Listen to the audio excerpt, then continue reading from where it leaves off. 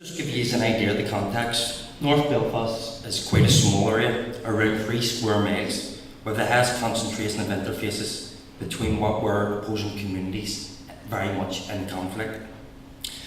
This essentially makes North Belfast a patchwork quilt, which geographically ensured North Belfast also held the highest concentration of conflict-related deaths and injury.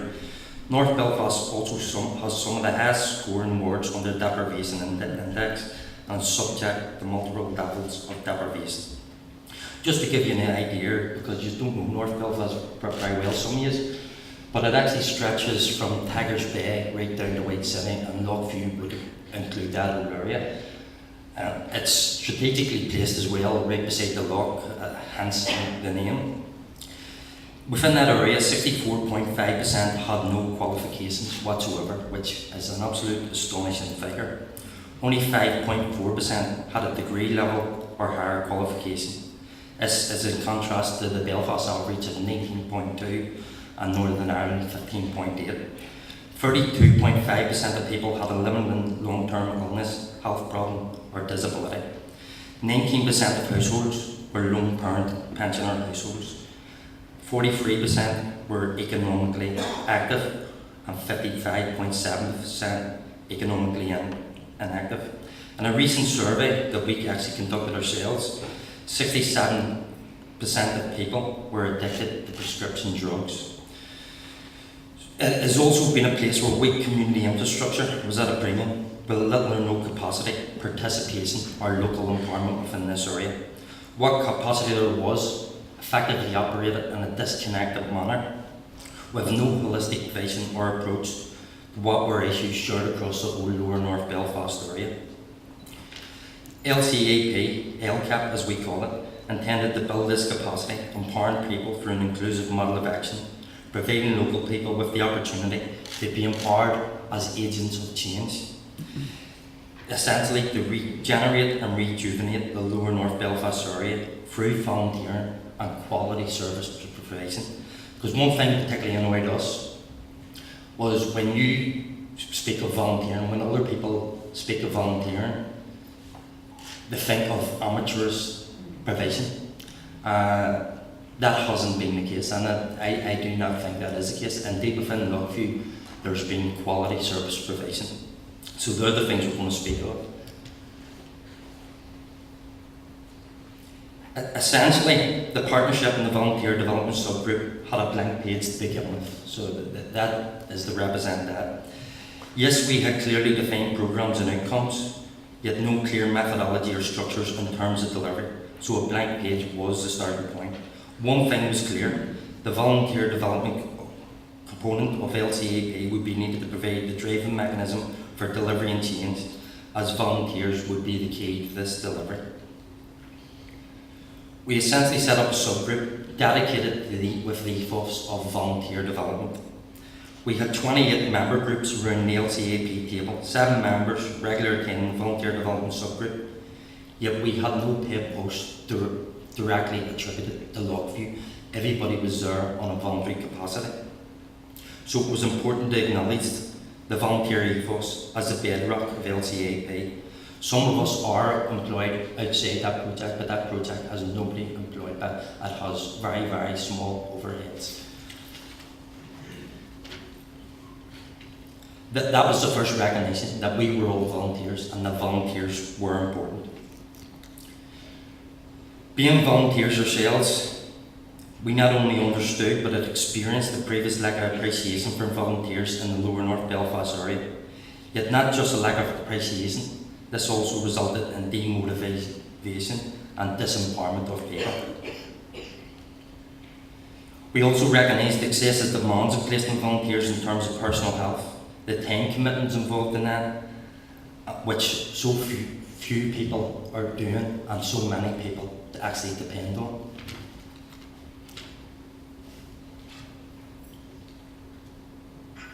One thing that actually concerned us, and this is something that we foreseen as a myth, that the assertion that there was no capacity within the PUL community.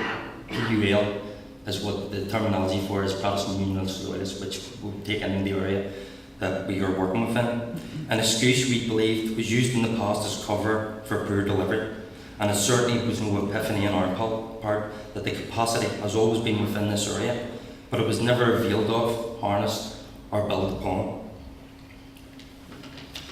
We would be placing volunteers first. As I said, volunteers were the essential mechanism. We had to grow some kind of grassroots delivery mechanism where very little actually existed, and what ones did exist, they operated very much in a disconnected manner. The first thing we done was a baseline analysis in terms of what we had. We wanted to understand what volunteers we had.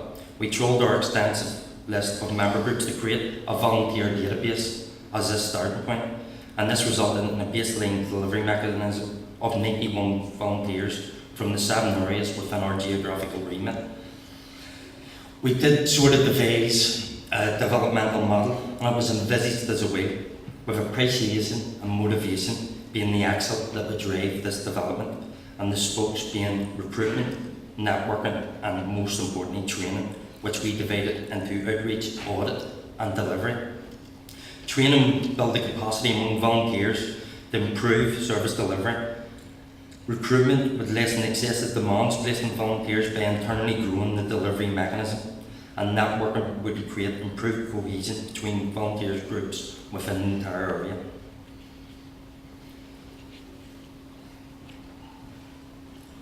The first event we actually held was a volunteer appreciation event dinner, just to start to build that motivation and make volunteers feel appreciated, because they did not feel appreciated there. As I said, there was a deficit in appreciation in the area.